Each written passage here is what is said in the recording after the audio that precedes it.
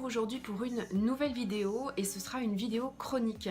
Ce sera ma toute première vidéo chronique et je vais vous parler de la saga des White Crow, l'intégrale, et du tome recueil confidentiel de Blandine P. Martin en auto-édition. J'ai la chance de pouvoir accompagner Blandine dans cette année 2019 en tant que partenaire. Je la remercie beaucoup pour la confiance qu'elle m'a accordée. Et donc j'ai reçu en service presse cette intégrale et ce tome recueil dont je vais vous parler maintenant. La saga des White Crow, c'est une saga qui se déroule dans l'univers des bikers aux États-Unis. Celles qui me suivent savent que c'est un thème que j'affectionne tout particulièrement. C'est une saga qui se compose en fait de 5 tomes que je n'ai pas lus d'affilée. J'ai lu le 1, le 2, j'ai fait une petite pause entre le 2 et le 3 et après par contre j'ai complètement dévoré le 3, le 4 et le 5. On débute cette saga par quelque chose de très triste. En fait, au tout début du tome 1, on rencontre Jo. Jo, c'est une infirmière d'un petit peu moins de 30 ans qui vient de perdre sa maman d'une maladie grave et qui, en fait, à l'ouverture du testament chez le notaire, va découvrir dans le testament de sa maman une lettre. Cette lettre, ça va être un petit peu le destin d'une vie parce qu'en fait... dans cette lettre, il y a déjà beaucoup d'amour, on est extrêmement touché, c'est très émouvant, ça nous prend vraiment aux tripes parce qu'on commence notre lecture et on commence une lecture sur quelque chose qui est très triste. Donc en fait, dans la lecture de ce courrier, on ressent énormément l'amour que lui portait sa maman, mais ça va être aussi un courrier révélation, parce que sa maman va écrire dans cette lettre, va révéler à Jo l'identité de son père qu'elle ne connaît pas et dont sa maman ne lui a pas parlé. Donc en fait, il va y avoir vraiment un déclic à la lecture de cette lettre, parce qu'en fait on a une Jo qui est très triste, dévastée par cette perte, par ce décès. Et en même temps, on a cette Jo qui va vouloir affronter la vie, et qui va vouloir prendre la décision, en fait de quitter le cocon familial, donc son quotidien, son boulot et l'endroit où elle vit, pour aller à la découverte, à la rencontre de ce père qu'elle ne connaît pas. Elle va donc partir à l'inconnu, tout quitter et se rendre à Monty Valley en Californie, où elle va rencontrer Jerry Walsh, donc son père, qui est gérant d'un bar qui s'appelle le Devil Strip, mais qui est aussi gérant d'un garage où ils font des réparations de motos, de voitures. Mais il est également, Jerry, le président du motoclub des White Crow.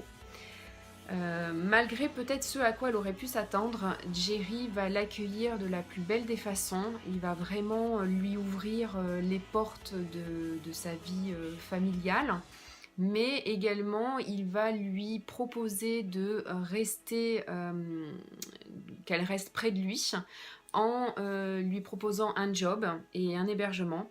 Donc en fait, elle va travailler justement au Devil Strip en tant que serveuse et elle va habiter un petit appartement qui est au-dessus justement du Devil Strip. Elle va donc découvrir sa famille, son club, chaque membre qui le compose. Et en fait, elle va se rendre compte que finalement, il n'est pas simplement gérant d'un bar et d'un garage, mais aussi d'un club, qui ne fait pas que dans la légalité. Ils ont des activités illégales.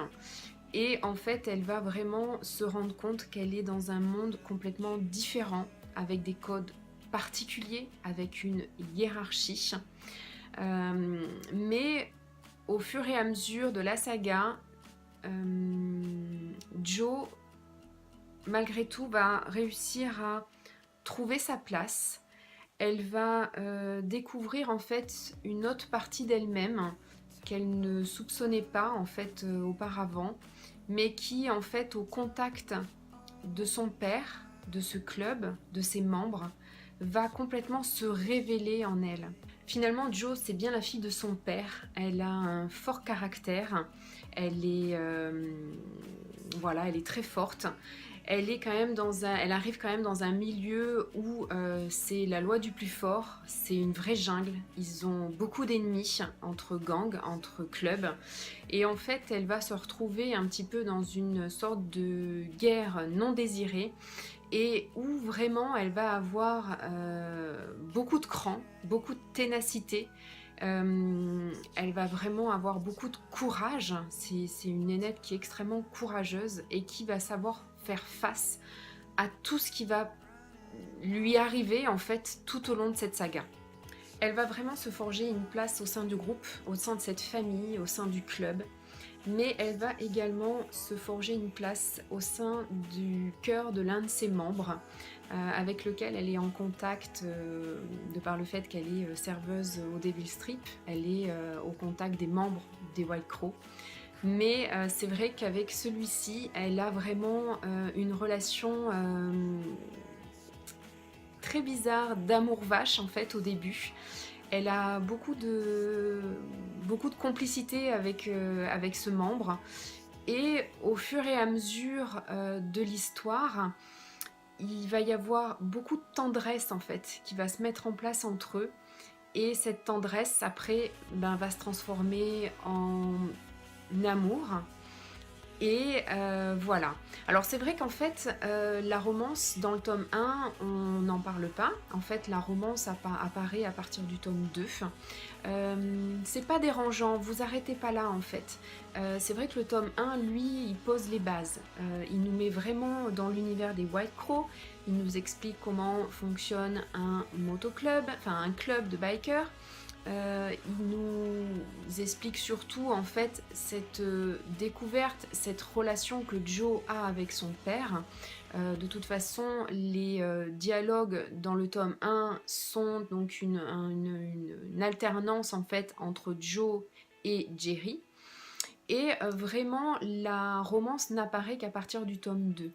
Donc c'est vrai qu'on pourrait se dire, bah tiens, ça peut être un petit peu rédhibitoire de ne pas avoir de romance dans le tome 1, mais en fait on est tellement accaparé par cette découverte d'un père et de sa fille, et justement de cette nouvelle complicité qu'ils vont avoir entre eux, que finalement on n'est pas forcément déçu de ne pas avoir de romance. Au contraire, on sent qu'ils ont besoin de vivre certaines choses qui vont se passer au sein du club et au sein justement de cette guerre non désirée pour apprendre à mieux se connaître, à mieux s'apprécier.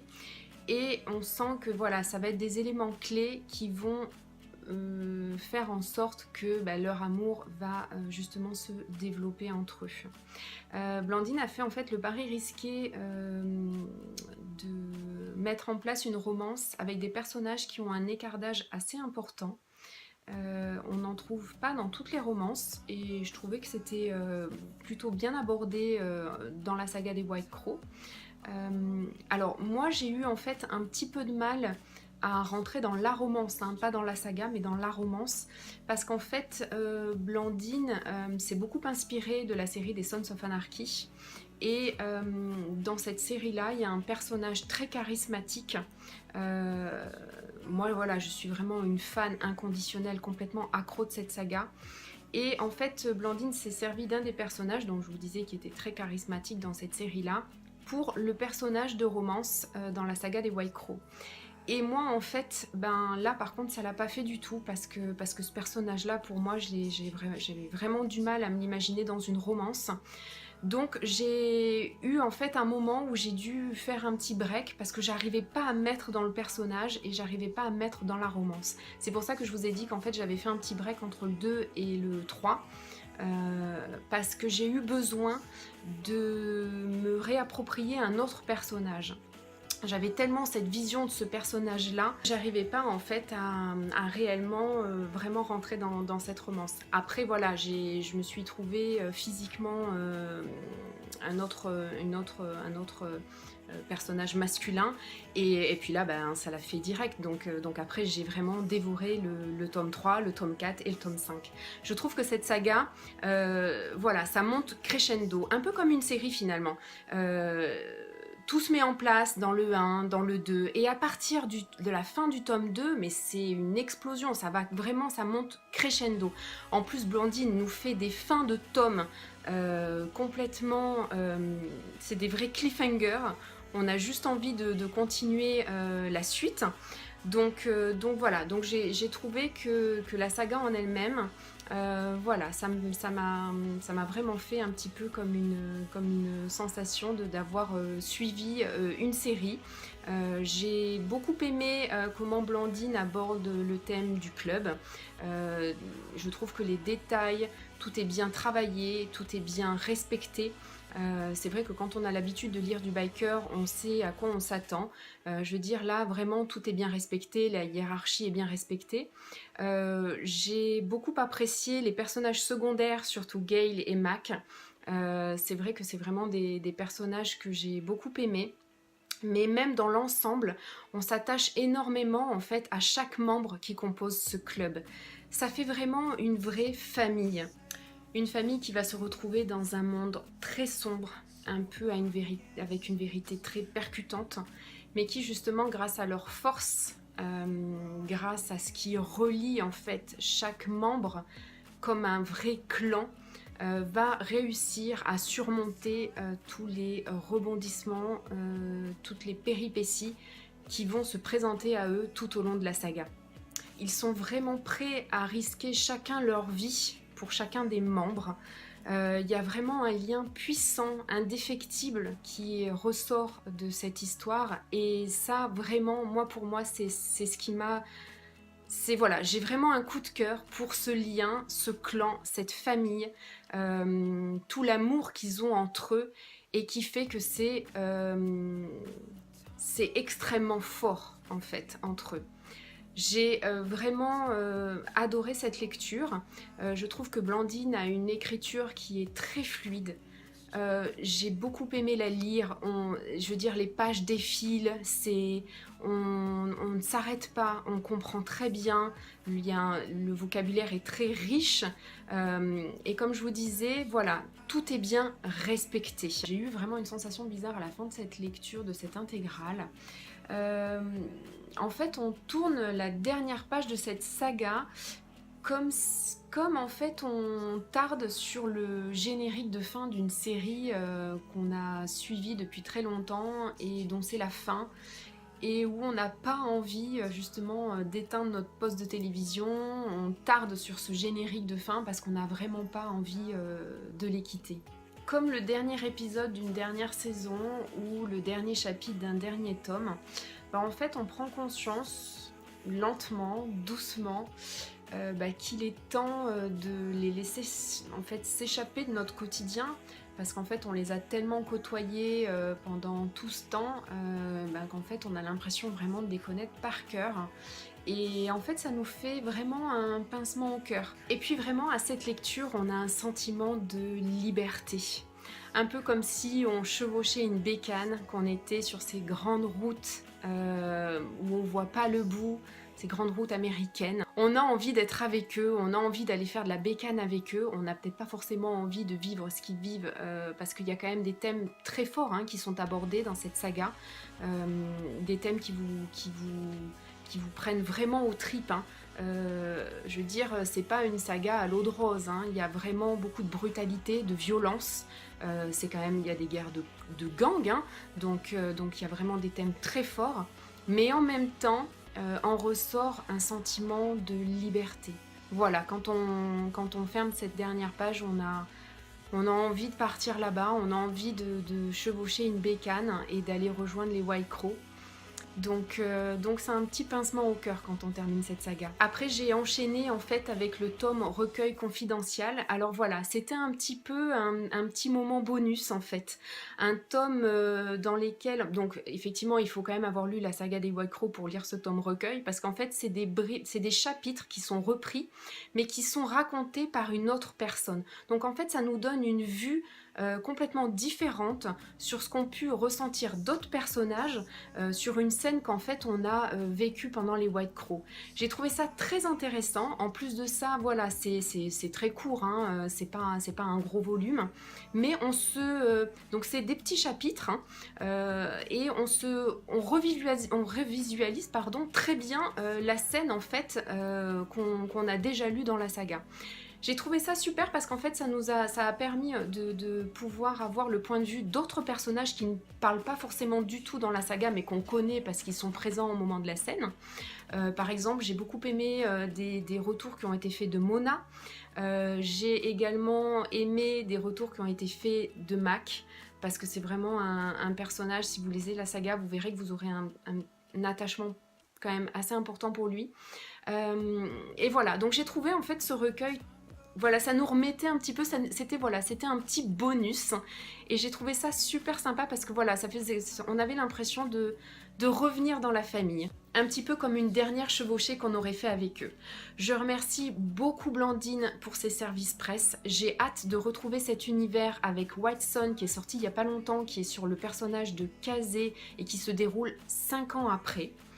Donc voilà, je ne sais pas ce que Blandine nous réserve, mais la connaissance, je pense qu'à mon avis, on n'est pas au bout de nos peines.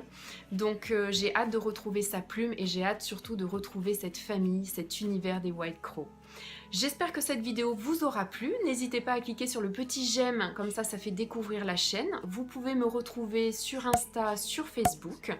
Vous pouvez également vous mettre en commentaire si jamais vous avez lu cette saga, si vous avez aimé cette saga. N'hésitez pas à venir m'en parler.